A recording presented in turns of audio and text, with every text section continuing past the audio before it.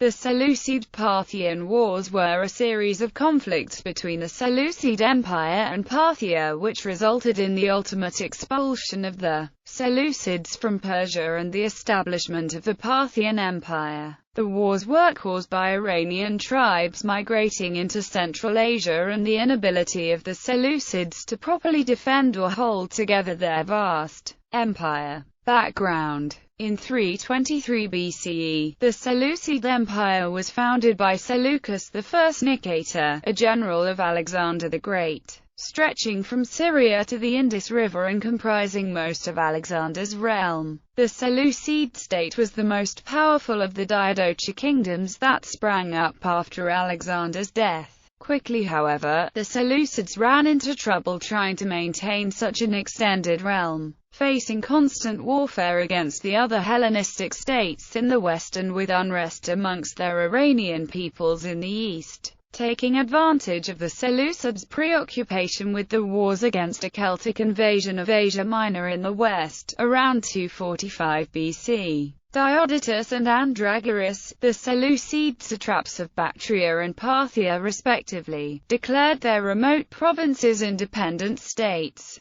However, in 238, the Pani, an Iranian tribe from the Central Asian steppes under Arsaces, invaded Andragoras' domain, defeated and killed him, and took over the land. The Pani then became known as the Parthians, taking their name from the Seleucid province that they had conquered. They then began to try and conquer as much of the eastern Seleucid Empire as possible. They were joined in this by the now independent province of Bactria. The Seleucid king Antiochus II Theos was at the time too busy fighting a war against Ptolemaic Egypt, and so the Seleucids lost most of their territory east of Persia and Media. Campaigns of Antiochus III. Antiochus III was an ambitious Seleucid king who had a vision of reuniting Alexander the Great's empire under the Seleucid dynasty. In 209 BCE, he launched a campaign to regain control of the eastern provinces, and after defeating the Parthians in battle, he successfully regained control over the region.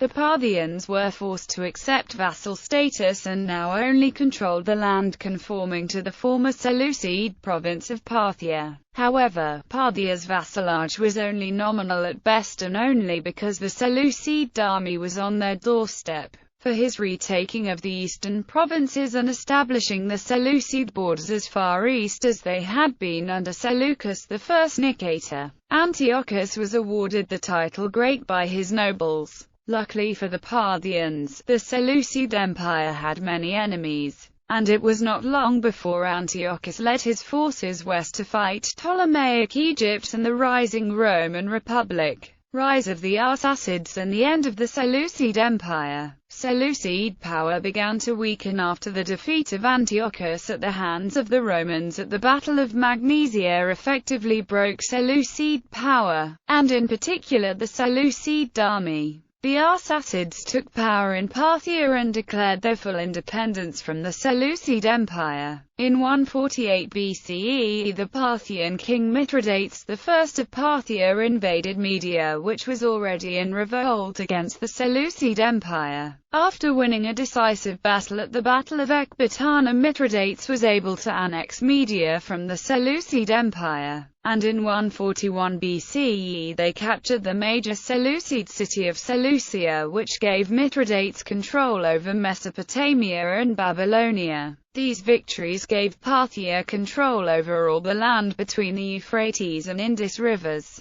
In 139 BCE, the Parthians defeated a major Seleucid counterattack and broke the Seleucid army and captured Seleucid king Demetrius II. This effectively ended Seleucid claims to any land east of the Euphrates River. In 129 BCE, the Parthians drove back the last Seleucid counterattack. The loss of so much territory sent the already enfeebled empire into a decline from which it could never recover. The Seleucid Empire became a rump state which consisted of little more than Antioch and the surrounding lands. The only reason the Seleucid Empire continued to exist is because the Parthians saw it as a useful buffer against the Roman Empire. When Pompey led a Roman expedition into Syria, he annexed the Seleucid Empire, and the stage was set for the Roman-Parthian Wars. Legacy. The war brought about a lasting cultural exchange between East and West.